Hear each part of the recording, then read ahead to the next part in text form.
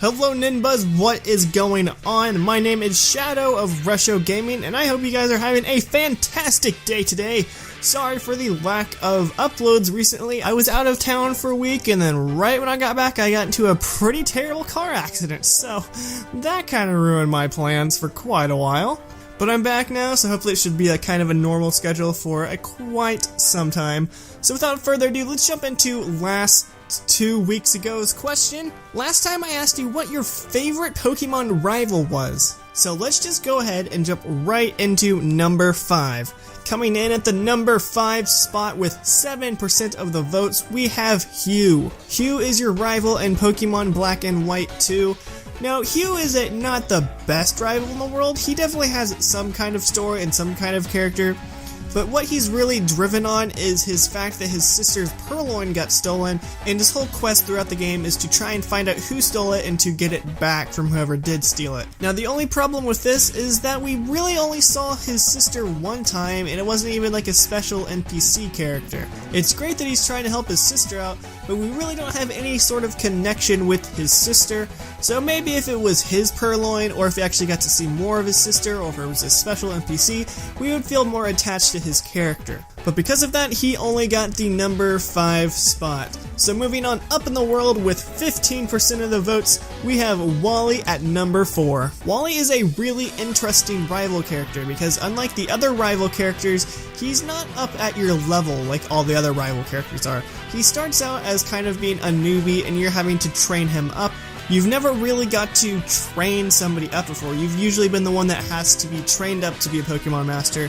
But instead, you're training someone else up, which is a really cool idea, and eventually he begins to grow and develop as a character, to eventually he is almost up to your level, and he proves to be a worthy adversary. And it's an interesting twist on a rival character, and I really hope they do more twists like this in other installments of Pokemon games.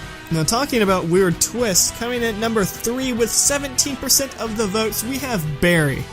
Now what makes Barry really awesome is that he is really crazy and really hyper, kinda like I am, so we kinda go hand in hand, so it's like the perfect pair. We should get together and have a brunch. But in all honesty, Barry's personality fits quite well with the 4th generation, just because the 4th generation was a little bit slow and a little bit tedious, and it wasn't like the best generation, and Barry was the exact opposite of how the game was pacing. He would show up out of nowhere, battle you, and it was completely out of the blue, so it was a nice change of pace, and he really kind of knew how to spice up the game a bit, so way to go, Barry. Alright, coming in at the number 2 spot, we have everyone's most hated rival, Blue or Gary or whoever you want to call him, at 20% of the votes. Blue, of course, is the rival character for the 1st generation of Pokemon games. He's the standard, obnoxious, really butt-tastic rival character. Everything you can do, he can do better, and he's already done it about 3 times in a row. Beat a Pokemon gym? He's already done 3 of them. Become Pokemon champion? Too late, he's already done it. Looks like the only thing he couldn't do was get number 1 on this list. Ha! Jokes, I got him. Really though, I think everyone's favorite memory of Blue is just the fact that you get to beat his face into the ground, and it feels so satisfying because he's the biggest butt in that entire series. And finally, coming in at the number 1 spot with 25% of the votes, we have Silver.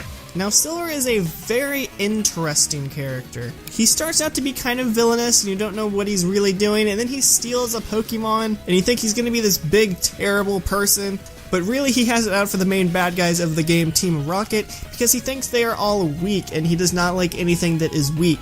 And eventually in the game you actually find out that his reason for being so abrasive and mean towards Team Rocket and pretty much everyone is that he is Giovanni's son, and he's just angry at him and Team Rocket for failing and abandoning him as a child, which kind of makes sense. It's just really cool to see how his character grows and to see that he doesn't really care about being the best trainer in the world, but the greatest trainer, and that to be the greatest trainer you have to actually be friendly towards your Pokemon. And I'd have to say it's probably one of the best growing Pokemon rivals in the game, so congratulations Silver, you are the most deserving Alright, trying to keep up the Pokemon theme for at least 1 or 2 more episodes. This week I'm going to be asking you guys, kind of off the first question I ever asked you guys, what is your favorite Pokemon from the Sinnoh region?